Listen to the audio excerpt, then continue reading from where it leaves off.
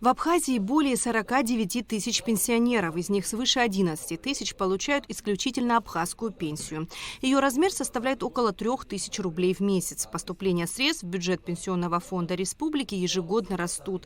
По словам председателя фонда Дениса Гулария, в 2023 году бюджет составит почти 1,5 миллиарда рублей. По мере возможности фонда, как вам известно, именно по доплатам к пенсиям, те граждане, которые не получают пенсии Российской Федерации, у нас доплата увеличивалась практически ежегодно, и последний раз было увеличение в 2020 году и некоторым категориям еще с 2021 года, с октября.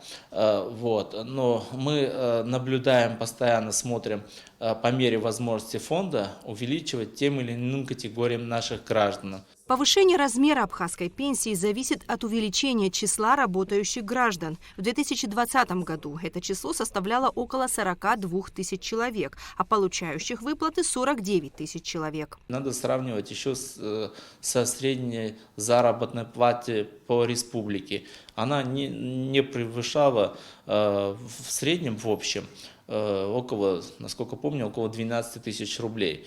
И не может быть при таком количестве работающих около 42 тысяч человек и средней заработной, скажем прямо, невысокой, чтобы в пенсионный фонд поступали там огромные средства.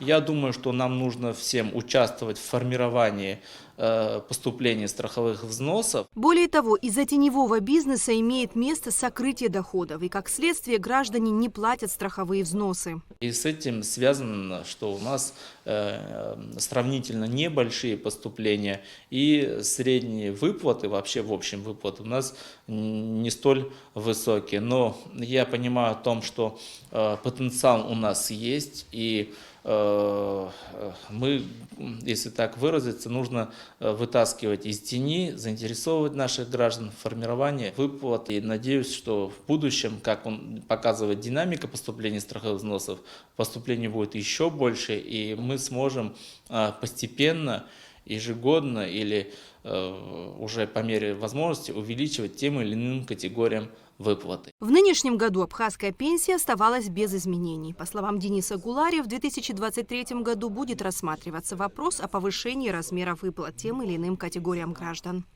Эсма Гуладзе, Раму Камки, Абхазское телевидение.